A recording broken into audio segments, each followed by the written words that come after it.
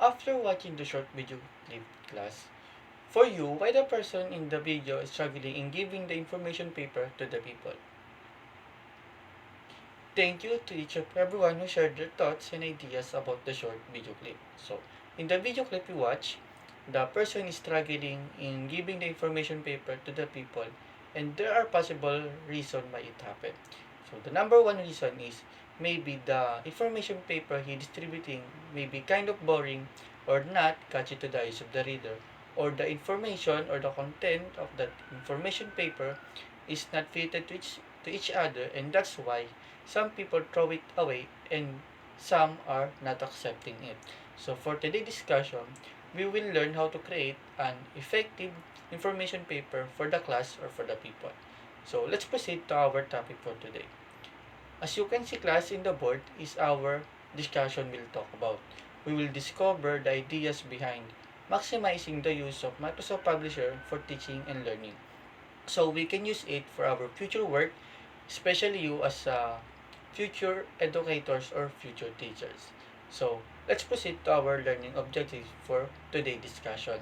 So our learning objectives for today is the student are expect are or the student at the end of this discussion are expected to first define what is Microsoft Publisher for teaching and learning, and the second one is to identify the four uses of Microsoft Publisher for teaching and learning. And the third one is to demonstrate creating a flyer using Microsoft Publisher for teaching and learning. And last but not the least is to appreciate the importance of Microsoft Publisher for teaching and learning. So after knowing our learning objectives for today, we will now move on to our main topic for today. And our main topic for today is Microsoft Publisher. Is any one of you have an idea what is Microsoft Publisher? None? I think it is new for you to hear Microsoft Publisher. But don't worry, class, we will discover what is Microsoft Publisher. So first, let's define what is Microsoft Publisher. Microsoft Publisher is a graphic design tool that is similar to Microsoft Word but differs in the fact that emphasis lies more on the page layout and design and less on the word composition. And it provides an easy to use publishing options that is uh, that is for creating a logo without using high-end application for publishing tools. And according to Brain Posse, Microsoft Publisher, on the other hand, allows you for a much deeper, higher creating and expression rather than the Microsoft Office product do. And he found out that creating a document using Microsoft Publisher is always enjoyable and all the results are highly satisfying. So after we define what is Microsoft Publisher, let's now move on what are the four uses of Microsoft Publisher for teaching and learning. So first we have newsletter. So newsletter is a printed or an electronic report containing news and activities of a business or an organization, and it will be sent to the people or to the to be informed by the company. So we can use newsletter. We can use it for for our class or for our student to inform them what are the currently news and what are the trend for their in so we can so we they can gain an information and it can help them to grow. So next one is we have posters. So I think all of you know what is posters, and all of you are so already what is poster. So poster is a large sheet uh, paper, and it contains image that can inform people, or it can represent the image and information to to uh, to deliver a text or to deliver information to the people and to express an information or ideas to the people using the image. So we can use also the posters to to inform our student using images or symbols, so they will use their critical thinking skills on uh, on getting the information using the image we put in the posters.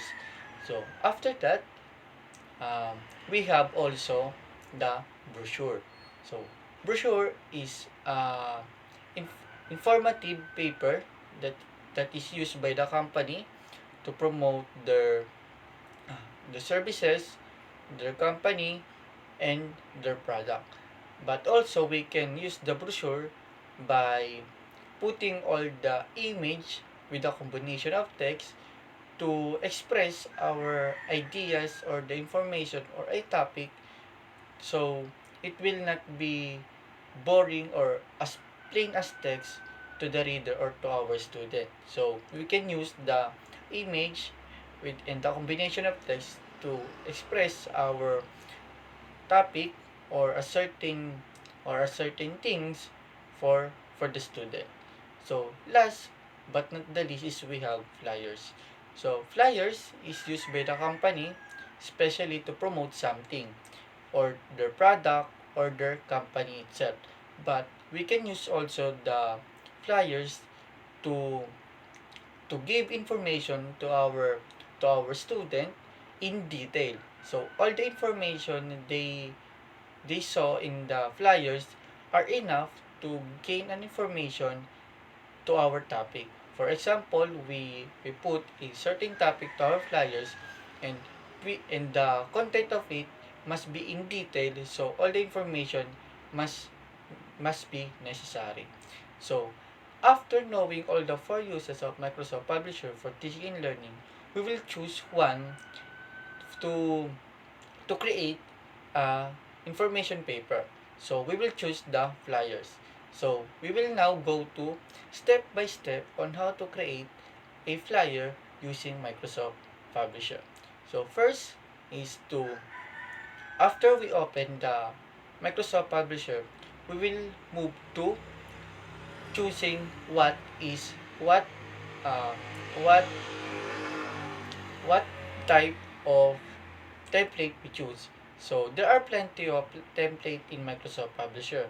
So we will choose the flyers, and after that it will go to download, and then it will go to editing page. And after we choose our template for flyers, we will now move on to the next step. So the next step is to add pictures or text to the flyers.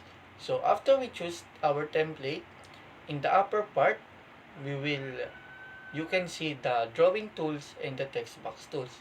In the drawing tools or the insert, in the insert page or in the insert tab, there are photos in that, and that's how you create an in that tab is you can add your pictures or image you want to put in your flyers, and you can edit it or recolor the image you put in the flyer, and also you can add a text or a text box and type your text, and you can also resize your text, change the color it, and